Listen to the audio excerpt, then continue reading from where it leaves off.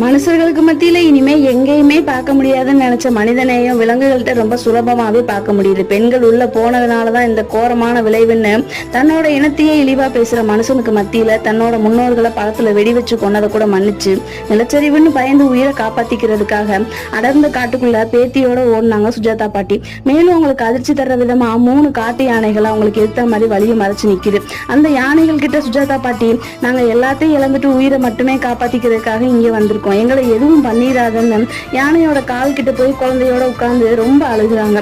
வாய் தான் பேச முடியல, ஆனா அடுத்தவங்க கஷ்டத்தை புரிஞ்சுக்கிட்டு அந்த இயற்கை தெய்வமான 3 காட்டு யானைகளும் மறுநாள் ரெஸ்கியூ டீம் வந்து அவங்கள கூட்டிட்டு போற வரைக்கும் அவங்களுக்கு பாதுகாப்பா அவங்க கூடவே இருந்திருக்காங்க. ஏன் சாதி ஏன் மதம் தான் பெருசுன்னு அடிச்சுக்கிறான், சரின்னு பிரிச்சு வச்சா ஆண் பெண் தான் பெருசுன்னு அடிச்சுக்கிறான், இதுக்கு மேலையும் பெண் ரொம்ப இழிவான பிறவின்னு காமிச்சுக்கிறான். இப்படிப்பட்ட மிருகங்களுக்கு மத்தியில மனித நேயமும் மனுஷனோட உணர்வை புரிஞ்சுக்கிற கெப்பாசிட்டி இருக்கிற அந்த விலங்கு ரொம்பவே மேலானது.